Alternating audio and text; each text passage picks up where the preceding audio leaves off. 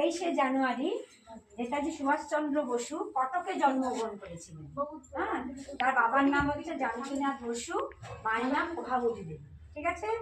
তিনি 22 বছর বয়সে আইসিএস মানে বিলেত থেকে, আগের দিন প্রেসিডেন্সি কলেজে পড়েছেন, তারপরে বিলেতে চলে গেছেন, সেখানটা আইসিএস করে 22 বছর মাত্র তার ওনার বয়স। ওখান থেকে চলে আসেন আমাদের দেশে, ভারতবর্ষে। এবার উনি তো ওখানে থাকতে পারতেন। এবার ইংরেজদের উনি কোনো চাকরি করেননি, ইংরেজদের অধীনে উনি কোনো চাকরি করেননি। উনি চাকরি না করে তিনি কি করেছেন বলতো, ইংরেজ সরকারকে তাড়ানোর জন্য ভারতের স্বাধীনতা আন্দোলনে যোগ দিয়েছিলেন। ভালো করে শুনবে, তোমাদের শিখতে হবে। আচ্ছা, ইংরেজ সরকার তাকে অনেকবার জেলে বন্দি করে রেখে, মানে কিছু হলে ওনাকে জেলে ঢুকে দিত। ঠিক আছে, ওই যে ওদের বিরুদ্ধে বলছে, ওদের বিরুদ্ধে আন্দোলন করছে, ওই জন্য জেলে ঢুকে দিতেন। তখন সেই সময় দ্বিতীয় বিশ্বযুদ্ধ লেগে গেছিল। হ্যাঁ, সেই দ্বিতীয় বিশ্বযুদ্ধের সময় তিনি গোপনে ভারতের বাইরে চলে গিয়েছিলেন। মানে উনি কোথায় গেছেন কেউ আর খোঁজ পায়নি। মানে উনি কিন্তু জাপানে ছিলেন, কিন্তু সেটা ভারতের বাইরে, তাহলে বিদেশ। এবার কি করেছেন যেন, ওখান থেকে তিনি এবার সৈন্য তৈরি করেছেন।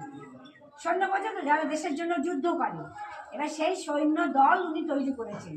সেই সৈন্য দল তৈরি করে তিনি ওই সৈন্য দল নিয়ে ভারতবর্ষে আসলেন। এসে আমাদের ইংরেজদের বিরুদ্ধে উনি যুদ্ধ ঘোষণা করলেন। এবং তিনি সেই সৈন্য দলের নাম হচ্ছে আজাদ হিন্দ বাহিনী। আজাদ হিন্দ বাহিনী। তোমরা যারা ছিতে পড়ো, যারা পড়ে পড়ো, তোমরা রচনাতে কিছু কিছু পাবে।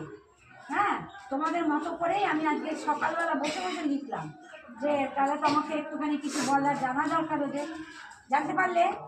এইবারে হচ্ছে তিনি তখন কি করলেন, যুদ্ধ করলেন। তখন থেকে তাকে কি বলা হলো, নেতাজি বলা হলো। নেতাজি মানে কি, নেতার একদম ঊর্ধ্বে। ঠিক আছে।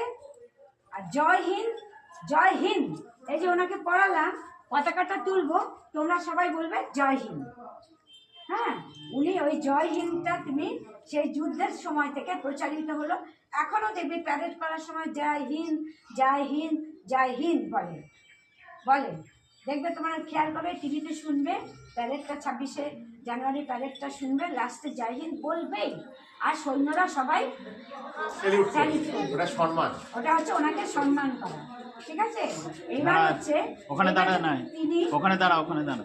তিনি যে যুদ্ধের পর কোথায়, যখন দেশ স্বাধীন হলো, তখন তিনি কিছুদিন ছিলেন। তিনি কিন্তু আমাদের কর্পোরেশনের